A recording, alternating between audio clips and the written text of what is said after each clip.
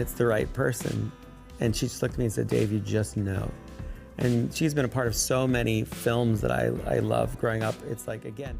On the Dagobah Dispatch podcast of Entertainment Weekly, Filoni discussed how Sabine's lack of Force sensibility allowed her to perform amazing feats with the Force swiftly, using passages from that park place. This contradicted what many fans knew about the inner workings of the Force. I think it's a strong thing that she's not incredibly skilled at wielding the Force, Filoni remarks. The evolution of fans and the Star Wars franchise is quite remarkable. There are so many different ideas, viewpoints, and organizations.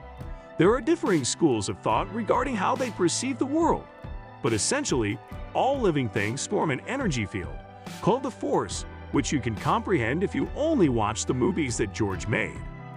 Filoni goes on to argue that anyone has access to the Force. All it takes is dedication and training, which many people who are not Jedi would never provide. If I practiced martial arts, or even yoga, I'd say that it would be healthier, more empowering, and better for me. He goes on.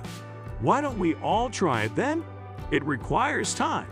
It requires dedication, and not everyone who tries their hand at it becomes an expert. He does, however, add that he is enjoying the conversation before saying, "We'll see what happens."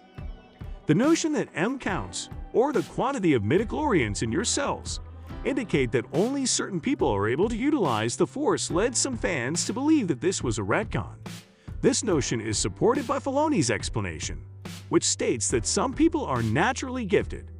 That wouldn't, however, stop those who were lucky enough and dedicated enough to succeed from accomplishing amazing things.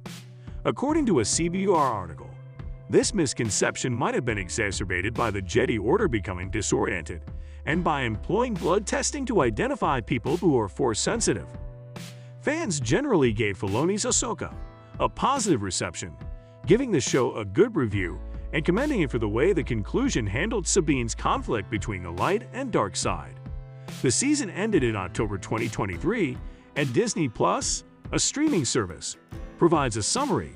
Former Jedi Knight Ahsoka Tano investigates an emerging threat to a vulnerable galaxy.